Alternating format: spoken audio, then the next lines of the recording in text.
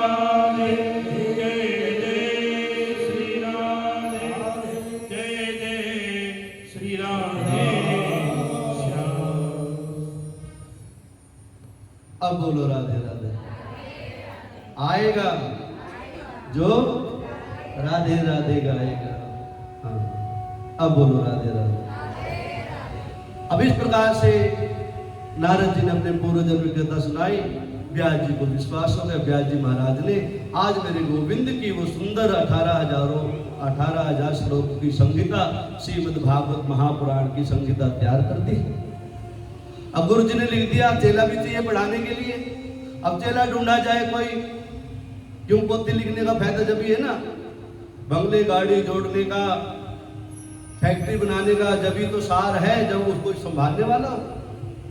पता लगे कुछ दिन के बाद में नहीं, कोई हो रखवाला उसका भी, कोई विरासत को संभाले, इस कथा को आगे बढ़ाने वाला कोई चाहिए।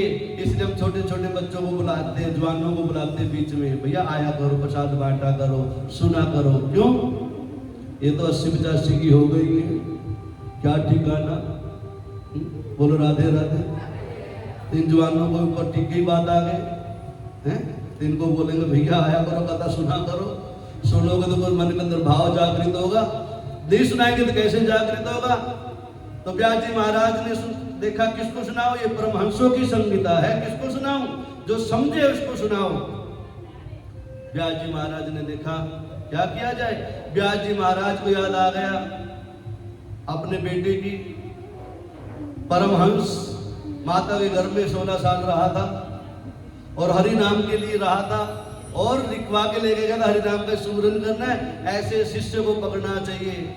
चेला भी ऐसा नहीं बनाना चाहिए, पता लगा गुरु जी को डुबो दिया। अच्छा चेला बनाना चाहिए। इस प्रकार से जो है मेरे गोविंद की जब कृपा होती है, व्यास जी महाराज ने 2-3 श्लोक निकाले, उसमें से भागवत जी का मूल सार जो कहते हैं, जो सबसे अच्छे मेरे गोविंद का गुणानुवाद करते हैं, वो गीत, वो श्लोक गाए। वरहा पीडम नटवर वपुः कर्णयो कर्णिकारं विप्रदवासः कनककपिशं वैजयन्तीं च मालां रन्ध्रान् वेणुरधरसुधया पूरयन् गोपवृन्दै वृन्दारण्यं स्वपदरमणं प्राविशद अहोबकीयं स्तनकालकूटं जिज्ञासयाभ्युभयाय साधवे लेभे गतिधातुचितां ततोऽन्यं वः कं वा दयालो शरणं व्रजेम। हम भी ऐसे वैसे चेले नहीं रखते। हाँ, हमें आए हैं चेले, हाँ गुरु रखते, हम चेला रखते हैं नहीं। हाँ ठीक है, चेला का धोखा देने पता नहीं है, गुरु को रखो। हैं? किसी ने कहा महाराज जी चेला बना लो, मैंने सब बंद कर रखा भैया। कईयों को बनाया, सब भाग गए हैं, सब गुरु बन गए। अब तो गुरुओं का एडमिशन करते हैं हम। गुरु हो तो आ जाओ, चेले की कोई आवश्यकता नहीं है, चेले तो हम ही बहुत हैं। बोलो राधे राधे। अपने शिष्यों का भैया इन श्लोकों को ले दो और जाओ जंगल जंगल में गाओ, और कोई इन श्लोकों को जानने वाला होगा। और क्या है इनका अर्थ श्लोक का? वरहा पीडम, सुंदर पंख धारण करने वाला, मोर मुकुट धारण करने वाला, तिरछी चितवन वाला, काली कमली वाला मेरा यार है।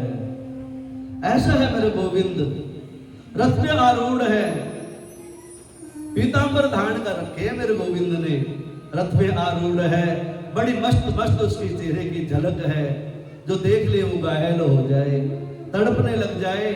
ऐसा है मेरा गोविंद।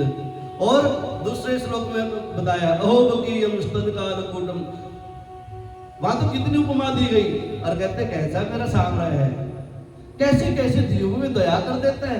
कहते एक बार पूतना आ गई मेरे गोविंद को मिलने के लिए, बधाई दे रहे थे सब, पूतना आ गई, पूतना को मां समझ लिया, स्तनपान कर लिया, लेकिन सदा सदा के लिए मुक्त कर दिया। ऐसे मेरे गोविंद इतने सदयालु, इतने कृपालु है मेरे गोविंद। जब इन श्लोकों को गाया जंगल में व्यास जी के शिष्यों के द्वारा, तो सुखदेव जी महाराज जी समाधि में बैठे हुए थे।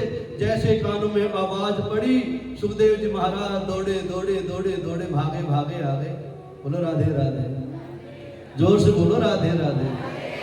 दौड़े दौड़े सुखदेव जी महाराज ढूंढ रहे हैं कहां से आवाज आ रही है, कहां से आवाज आ रही है। आना चाहिए ना, 6:30 बजे आवाज पहुंची है। जब आए तैयार होके, इसका मतलब माइक की आवाज कम थी। कल से जो ना एक माहौल लगाएंगे माइक, 4 बजे आवाज आ जाए मेरे गोविंद की कथा शुरू हो गई है, और फिर भी ऐसा करेंगे। बोलो राधे राधे। एक दो तो गाय कह ही जाती है, अब बोलो राधे राधे। ऐसे है मेरे गोविंद, जिसको लेना है कुछ वो आता है, बाद में आओ बाद में मिलेगा, पहले आओ ज्यादा मिलेगा, बीच में आपका 50-50 होगा। बोलो राधे राधे। आगे मेरे गोविंद की आवाज सुन के, मेरे गोविंद के गुणानुवाद सुन के सुखदेव जी महाराज दौड़े दौड़े आए। कहते भैया ये कौन से गुरु के चेले हो, किसने सिखाया तुम्हें ये मंत्र? कहते हमारे गुरु जी हैं, गुरु जी के पास चलो। व्यास जी महाराज के पास में पहुंच जाते सुखदेव जी महाराज। सुखदेव जी महाराज जब पहुंच जाते, अपने पितराश्री के चरणों में प्रणाम करते गुरु महाराज को और दंडवत करते हैं। हे प्रभु आपकी कृपा हुई, आपकी कृपा से मैं इस भव से और पार हो जाऊंगा। मेरे प्रभु का गुणानुवाद। आज मेरे प्रभु की वो कथा, भागवत जी कथा व्यास जी महाराज ने सुखदेव जी को पढ़ा डाली। बोलो सुखदेव जी महाराज जी, व्यास नंदन भगवान जी। सुखदेव जी महाराज ने कथा सुनी, वही कथा सुखदेव जी महाराज जो सुनी थी वही कथा हे ऋषियों सुखदेव जी महाराज राजा परीक्षित को सुना रहे हैं सुकृतार की उस धरा के ऊपर, और हम अपने मंदिर के अंदर बैठ करके इस कथा का आनंद ले रहे हैं। संत महात्मा कहते महाराज परीक्षित महाराज कौन थे? परीक्षित जी के विषय में जानने का प्रयास किया। कहते इस प्रकार से राजा परीक्षित के जन्म की कथा आती है। महाराज राजा परीक्षित कौन थे, कैसे जन्म हुआ, वो सारी कथा आप हमारे को सुनाओ, और किस प्रकार से राजा परीक्षित को मोक्ष प्राप्त हुए, वो सारी बातें हमें सुनाओ। इस प्रकार से कहते हैं ये उस समय की बात है, यहां से महाभारत की कथा शुरू होती है। उस समय की बात है जो द्वापर युग समापन होने को था, कलयुग आने को था। उस समय महाभारत का युद्ध हुआ, भीषण युद्ध हुआ। 18 दिन बीत गए। 18 दिन के बाद शांति की प्राप्ति हुई। सारे कौरव मारे गए, कौरव की सेना मारे गए। बचे तो मेरे प्रभु के 5 प्यारे बच गए, उनका बाल भी बांका नहीं हुआ। एक दुर्योधन हुआ, कौरवों की सेना का सेनापति। धृतराष्ट्र का अंधे राजा का पुत्र धृतराष्ट्र का दुर्योधन, उसकी इच्छाएं थी ये। कौन होता दुर्योधन, जाना आपने कभी दुर्योधन कौन होता है? बुरे कर्मों से इकट्ठा किया हुआ धन, धन इकट्ठा किया है। तन का धन, मन का धन, बल का धन, धन का धन जो इकट्ठा करता है, अहम से, अहंकार से, ईर्ष्या से, दूसरे की चोरी करके, दूसरे का हरण करके जो इकट्ठा करता है वो दुर्योधन। दूसरे जीव से ग्लानि रखता है, ईर्ष्या रखता है, द्वेष रखता है, वो दुर्योधन। ऐसे दुर्योधन का अंत ऐसा ही होता है। इसलिए कहते चोरी का माल मोरी में जाता है। इसलिए उतना मांगो प्रभु से, खून पसीने की कमाई होगी तो आनंद आएगा, देने भी आनंद आएगा, लेने में भी आनंद आएगा। बोलो राधे राधे। इस प्रकार से मेरे गोविंद की कृपा होती है। कहते हैं उस समय की बात है जब युद्ध समाप्त हो चुका था। एक गुरुपत्र था अश्वत्थामा। अश्वत्थामा जिसका मित्र था वो दुर्योधन। अश्वत्थामा अपने मित्र से मिलने के लिए जो रणभूमि में पहुंचा, जहां दुर्योधन पड़ा हुआ कर रहा था, मौत का इंतजार कर रहा था, लेकिन मौत आ नहीं रही थी। मौत मांगने से नहीं मिलती है, अच्छे कर्मों से अच्छी मौत मिलती है, बुरे कर्मों से अकाल मृत्यु का वर्ण करना पड़ता है। अश्वत्थामा बोला, भैया दुर्योधन, मैं आपका सखा लंगोटिया यार, मैं तेरे लिए कुछ कर सकता हूँ, मरते समय कुछ बता दे। दुर्योधन अपनी बातें कहते, भैया मेरे जीवन में कोई ग्लानि नहीं है किसी प्रकार का, मेरे भाई मर गए सारे, कुटुंब कबीला सारा खप गया, सेनापति सारे चले, मेरे किसी भी चीज का दुख नहीं है। मेरे को दुख है तो मेरे दुश्मनों का एक भी नहीं गया।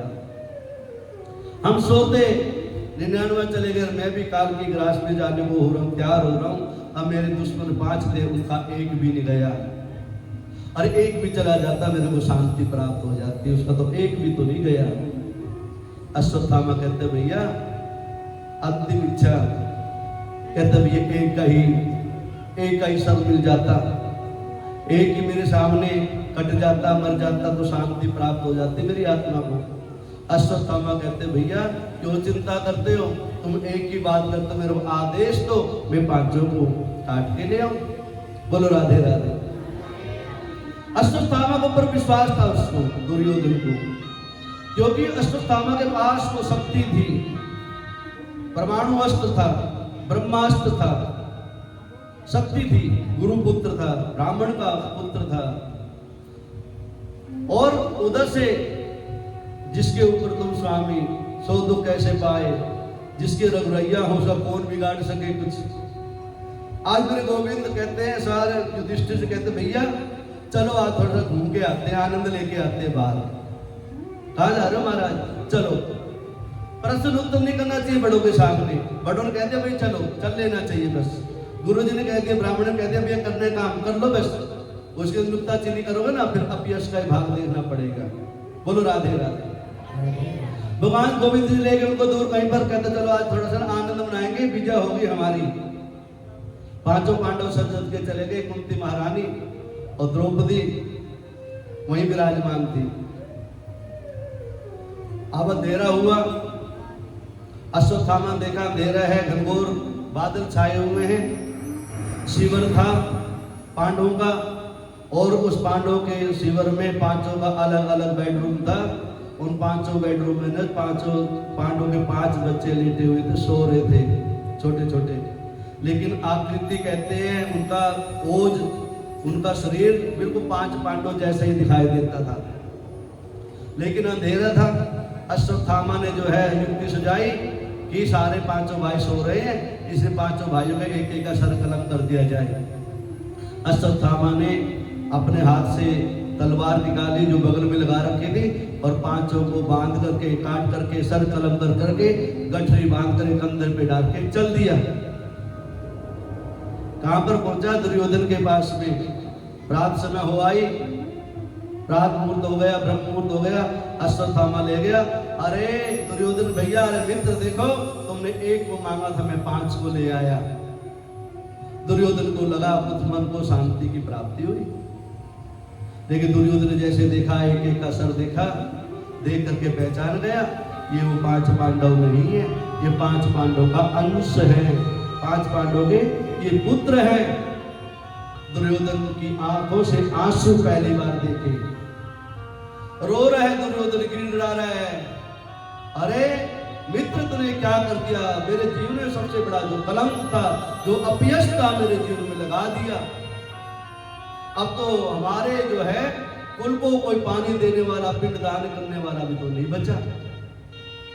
लेकिन ये तो गोविंद की कृपा है, एक और जीव बन रहा था। इधर से पता लगा सुबह सुबह द्रौपदी महारानी को 5 पुत्रों का मृत्यु का वर्ण कर दिया, हो गया, रो रही है, गिड़ा रही है, बाल खोल करके, दृश्य ऐसा बन गया वहां का। पांडव आते केशव के साथ में देखते, यहाँ का जितने अंदर भाव लेके गए थे, यहाँ आके देखते ठीक उससे विपरीत स्थिति।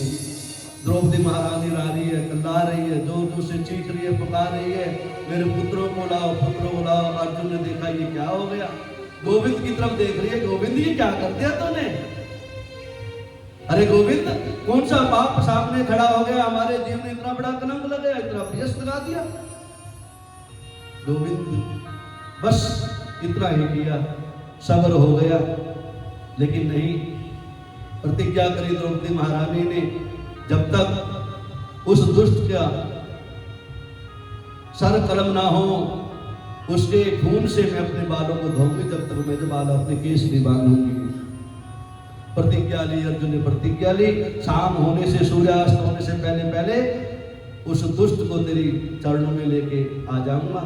कहते हैं गोविंद से प्रार्थना करते हैं, गोविंद मेरे रथ को हाँको, और उस दुष्ट को पकड़ते हैं, और गोविंद की कृपा होती है, उस रथ को हाँकते हैं और उस अश्वत्थामा को पकड़ के ले जाते हैं। द्रौपदी महारानी पहचान जाती है, ये तो मेरा गुरुपुत्र है, मेरी मां गौतमी का पुत्र है, क्या किया जाए। और लिखा गया है, शास्त्रों में लिखा गया, ब्राह्मण को मारना, ब्राह्मण को दुत्कारना, ब्राह्मण से कटु वचन बोलना, ब्राह्मण से उतरे वचनों में बोलने वाला ब्रह्म हत्यारा कहलाता है। द्रौपदी महारानी धर्म संकट में पड़ गई, और मेरे गोविंद कह रहे, अर्जुन अपनी प्रतिज्ञा याद कर, करते काम। तेरे गोविंद नहीं, आपने तो समझाया था ब्राह्मण के साथ में ऐसा व्यवहार नहीं करना चाहिए, क्या करें फिर। शास्त्रों में लिखा गया है, ब्राह्मण का जो तेज होता है, अश्वत्थामा के मस्तक में मणि रहती थी, विराजमान थी, कहते इसकी मणि को निकाल दे, इसकी शिखा को काट दे, और इसको हमारे समाज से निकाल दे, बहिष्कार कर दो, बस हाथ जोड़ के जाओ ब्राह्मण देवता, आज के बाद में तेरा मेरा कुछ संबंध नहीं है। इतना ही तिरस्कार लेना चाहिए, ब्राह्मण की हत्या हो जाती है। यही ब्राह्मण की हत्या बताई गई है, इससे ज्यादा ब्राह्मण के साथ में कभी नहीं करना चाहिए, बस उससे रिश्तेदारी खत्म कर लो। गोविंद की कृपा हुई, ऐसा ही किया। गोविंद कहते हैं ये सब जो है ना मेरी ही कृपा है। कथा चल रही है परीक्षित की, गोविंद आज सबको लेकर के जाते हैं, थोड़ा आनंद मना रहे हैं, अपने भवन में रह रहे हैं, और उधर अभिमन्यु की जो धर्मपत्नी थी, क्या नाम, उत्तरा के गर्भ के अंदर भी जीव पल रहा था। अश्वत्थामा ने देखा मेरी मणि अभी भी अहम और बहम नहीं खत्म हुआ। अश्वत्थामा ने देखा मेरी मणि का हरण कर दिया, मेरा अपयश कर दिया, मेरे को कलंकित कर दिया, मेरे को तिरस्कृत करके जो बाहर निकाल दिया, इसलिए अभी मैं पीछा नहीं छोड़ूंगा इनका। अश्वत्थामा के पास में ब्रह्मास्त्र था, ब्रह्मास्त्र का प्रयोग किया, देखा उत्तरा की तरफ छोड़ दिया। उत्तरा महारानी ने देर नहीं करी, क्यों? उत्तरा महारानी को पता था गोविंद जब आते जब सब कुछ लुट जाता है। द्रौपदी की लाज नहीं बचा पाए थे, सब कुछ लुट गया था, सब कुछ न्योछावर कर गया, तब जाके गोविंद आए थे। मैं इंतजार नहीं करूंगा किसी के भी, मैं अपने सगे संबंधियों का भी इंतजार नहीं करूं, ना अर्जुन का इंतजार करूं, ना अपने किसी ससुर का इंतजार नहीं करूं, मैं डायरेक्ट इस प्रभु से संबंध बनाऊंगी बस। जैसे देखा ब्रह्मास्त्र चला रहा है, आग का गोला उत्तरा की तरफ चला रहा है, उत्तरा ने तुरंत जन गोविंद का नाम बुलाया, हे गोविंद त्राहि मां पाहि मां, मेरी रक्षा करो, मेरी रक्षा करो। मेरे गोविंद ने सुंदर दया दृष्टि करी, उत्तरा के गर्भ के अंदर प्रविष्ट कर गए। एक संत कहते उत्तरा गर्भ में गए थे, उत्तरा के गर्भ के बाहर खड़े खड़े ही उनके हाथ में मुदगर था, गदा थी, वो गदा इतनी जोर से चलाई थी मानो सुदर्शन चक्र घूम रहा हो, इतनी स्पीड से घुमाए थे। कथा कहती है सुदर्शन चक्र से, अश्वत्थामा के ब्रह्मास्त्र से उत्तरा के गर्भ की रक्षा करी, और उत्तरा के गर्भ के अंदर जो है मेरे गोविंद ने उस छोटे से जीव को ही दर्शन दिया। अब बोलो राधे राधे। इस प्रकार से कहते हैं माता के गर्भ के अंदर ही राजा परीक्षित को दर्शन हुए थे, इसलिए परीक्षित नाम जो पड़ा है। छोटा सा बालक जब जन्म हुआ तो टकटकी लगा के देखता रहता सबके पास में, किस शब्द का भाव है, सबको जानना चाहता था, देख रहा था ये गोविंद है क्या, ये गोविंद है क्या, ये गोविंद है, ढूंढ रहा था गोविंद की सबकी नजरों में, सबके चेहरे पड़ रहा था गोविंद कौन सा जो मेरे को बचाने आया था, वो गोविंद नहीं है, इसलिए उसका नाम रख दिया परीक्षित ब्राह्मणों के द्वारा, परीक्षित महाराज की। इस प्रकार से जो है मेरे गोविंद की कृपा जब होती है उत्तरा महारानी के गर्भ पे, तो उसके यहाँ पर राजा परीक्षित का जन्म हो जाता है। बोलो राधे राधे। उधर से राजा परीक्षित का जन्म नामकरण संस्कार होता है। और आज मेरे गोविंद को आए हुए बहुत दिन हो गए, मेरे गोविंद को आए हुए बहुत दिन हो गए। आज गोविंद कहते हैं अपनी बुआ से, कुंती से, बुआ बहुत दिन आ गए मेरे को। कहां से, कहां रहते मेरे गोविंद? उस समय जब आए थे द्वारका नगरी में। हाँ, द्वारका के महाराज बन चुके थे जब तक तुम। मेरे जाने की इच्छा है। कुंती महारानी कहती भैया थोड़े दिन और रुक जाओ ना। और ये कथा वहीं पर आई थी उत्तरा की, मैंने पहले तो सुनाई आपको, वही आई थी। आज मेरे प्रभु कहते ठीक है बुआ, आपकी कृपा है, आपका आदेश है, तो मैं थोड़े दिन और रुक जाता हूँ। संत कहते हैं उत्तरा कुंती महारानी कहने से थोड़े रुके थे वो। कहते क्यों? एक मेरे गोविंद का भक्त जो बाण सैया पे लेटे हुए थे, उसका उद्धार करना था। वो तो बहाना था बुआ से आदेश लेने का। तो जब तक उसके ऊपर कृपा नहीं होगी, अपने दयालु की, अपने भक्त के ऊपर कृपा नहीं होगी, जब तक भगवान अपने धाम को नहीं जाएंगे। बोलो राधे राधे। आज इस प्रकार से जो है सब बैठे हुए थे इकट्ठे। किसी भगवान जी कहते भैया चलो आज दादाजी से मिलने जाते हैं। मिल के आते, दादाजी पुकार रहे थे, इच्छा मृत्यु का वरदान था भीष्म पितामह को। सारे पांचों भाई इकट्ठे होते, कुंती महारानी भी, द्रौपदी भी, सारे इकट्ठे जाते हैं केशव के साथ में। भीष्म पितामह के पास में पहुंचे हैं, बाणों की सैया पे भीष्म पितामह बैठे हुए हैं, इंतजार कर रहे हैं मेरे गोविंद आएंगे, मेरे गोविंद आएंगे। और मैं जब जाऊंगा यहाँ पर गोविंद पधारते हैं और वहां सुंदर कहते हैं, भीष्म पितामह से सभी प्रणाम करते हैं। और गोविंद जो है भीष्म पितामह के सर की तरफ खड़े हो जाते हैं और बातें करते हैं। भीष्म पितामह कहते हैं अरे छलिया, अब क्या रह गया जीवन में छलने के लिए? सब कुछ तो छल लिया, क्या रह गया? कुछ तो छोड़ दो, सामने आओ जरा, हैं सामने आओ।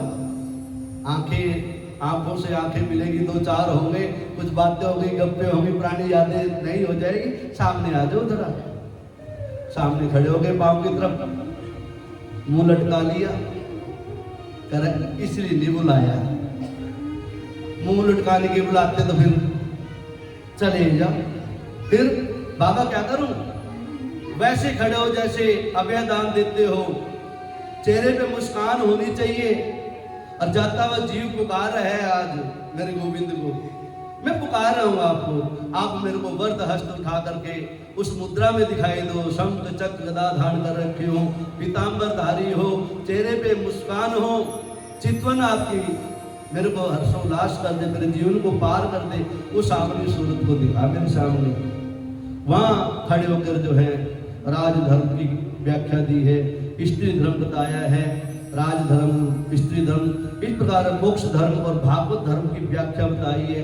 स्त्री का धर्म क्या होता है?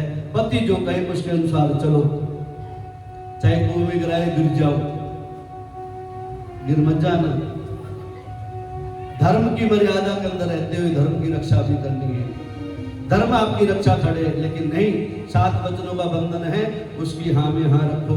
उसके घर की व्यवस्था है, माल पुए खा तो माल पुए खा लो, जिस दिन पापड़ खाने की व्यवस्था तो पापड़ में आनंद ले लो। ऐसे नहीं मनमानी नहीं करनी चाहिए। राजधर्म सिखाया गया, राजधर्म कोई राजा बन जाए, नेता बन जाए, अपनी मनमानी नहीं करनी चाहिए। राजा बनाया है एक एक प्रजा के, एक एक वोट ने, उसकी दुख में दुख, उसके सुख में साथी बनो। राजधर्म, दान धर्म, दान की मर्यादा बताई। सत्संग चल रहा हो, हरि कीर्तन चल रहा हो, भजन कर रहा हो, संकीर्तन चल रहा हो, भागवत कथा चल रही हो, खुल के दान देना चाहिए। कोई संकीर्णता नहीं करनी चाहिए। महाराज काम नहीं चल रहा, ये नहीं चल रहा, वो नहीं चल रहा। देने वाला भी वो है, लेने वाला भी वो है, कब दे देगा कब लेने में पता नहीं लगेगा। इसे खुल के इस प्रकार से सारे प्रकार की बात करें। अंत तो गत्वा मेरे पितामह भीष्म मेरे भगवान की प्रार्थना करते हैं। इतिमध्य रूप कल्पिता विकृष्णा प्रार्थना करते हैं, और प्रार्थना करते करते हैं गोविंद तुम मेरे सामने हो। जब मेरे प्राण तन से निकले, वहां का गीत है महाराज, क्या है वो? इतना इतना तो करना स्वामी जब प्राण